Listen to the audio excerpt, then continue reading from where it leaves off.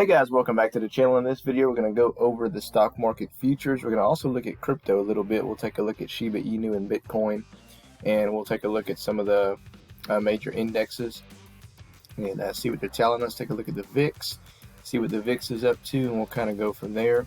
So this is 6:26 a.m. Central Standard Time. We are down, projected open to open down 118.11, roughly about 0.5%.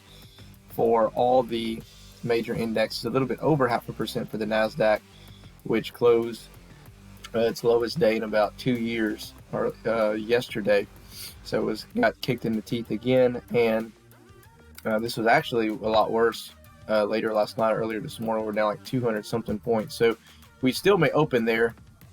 As you see, we're kind of going back and forth. We may slowly start to tick back up to open in more red than what it's showing here. Okay, the fear and greed index, we should still be in extreme fear. We're going to take a look at that really quickly, as we were on Sunday on our Sunday night stock pick video that not a whole lot of people watch, by the way. It's popping up in the right hand corner of your screen if you want to take a look at that, see what we talked about. But you'll see here, once this page updates, yep, we're still in extreme fear, which shows me we still could have a little bit more room for downside. But we are due for, some type of move to the upside, even if it is a little trap if we pop our heads up before we fall back down. But everything is pretty much in extreme fear right now for the overall market in general. So if we take a look at VIXCentral.com, we're going to take a look at what the VIX is. This tracks the level of volatility in the markets, and we're up right now above 33% or 33.45. And we pop a little bit higher than that, maybe, but overall, I think that eventually we're due, like I said, we're due for some type of green day, whether it not be tomorrow, maybe not today, but tomorrow or Thursday. We have, possibly one green day out of this week, hopefully.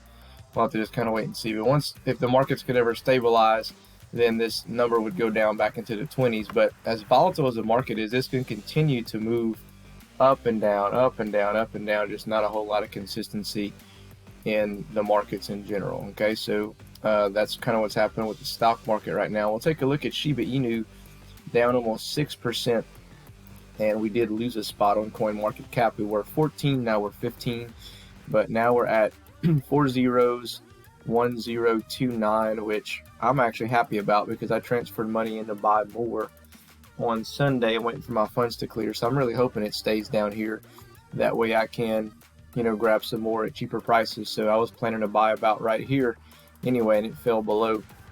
And you see it's slowly trying to make its way and recover, which is cool. But I'm hoping my funds clear before then so I can buy some more of the Shiba Inu. So let's see if they have any more updated articles down here. Why Shiba price lost its bullish energy after Shiba Eternity games released. Well, because it's just a game and had really no value, except it just kind of gets the word out of SHIB. There's no type of, in my understanding, no burning mechanism or anything in there. But I did download the game, but I played it for a little bit and got bored after about 10 minutes. So this isn't what's going to make it start shooting up, right? So that's just something that they made, and I guess they'll had some recognition out of it. But this is not the big thing that's going to make it start moving. Okay, I honestly think that the government coming in and doing some type of monetary policy on crypto is what's going to make the crypto market start to stabilize and start moving. But that's just me talking, right? So we shall see. But anyway, so that's what's happening with Shiba Inu. We'll take a look at Bitcoin, that's really, if Bitcoin's moving, then the whole crypto market should be moving in that direction as well. So if Bitcoin starts kind of making a run, you can keep an eye out, because there's a bunch of other cryptocurrencies that'll probably start making a run as well. And you see here we're down 1.23%.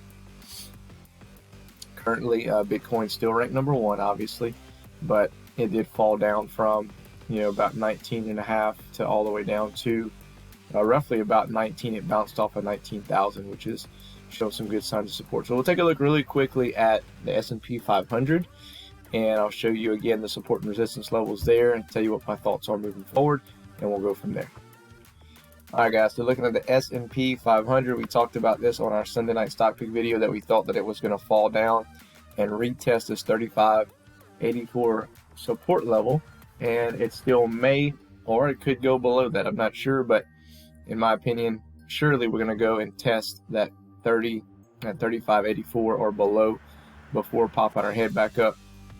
And then not sure exactly where we go from there. Okay, so that's the number to keep an eye on, 35.84.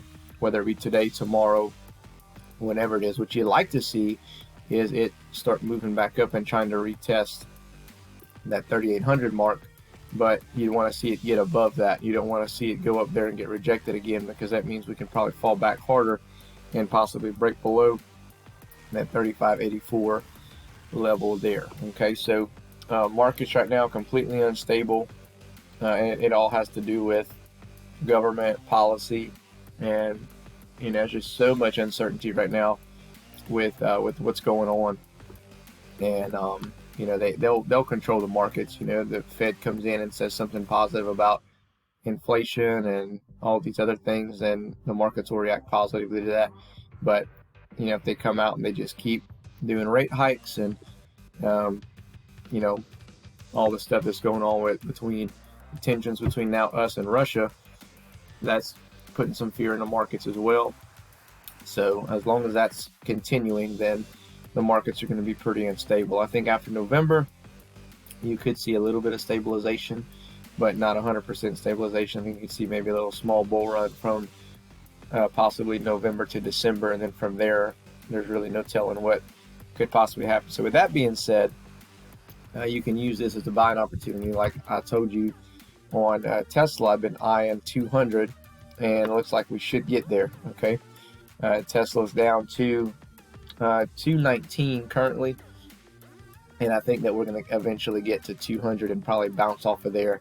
And like I said, that's where I would be a buyer at, because I think we're going to pop back up to 220 to 230 fairly easily. Even if we get rejected there, we'll come back down. But in my opinion, longer term portfolio, not loading the boat on anything, but just kind of nibbling here and there and accumulating more shares of whatever is in your long-term portfolio. For me, Tesla, Amazon, T-Triple-Q, Nvidia, stuff like that. All the tech plays that are getting beat down pretty hard right now eventually are going to have their day and turn around and start kind of stabilizing and making their move back up. So just throwing that out there. But anyway, guys, all I got for you in this video. Let me know your comments below. Other than that, we'll catch you in the next one.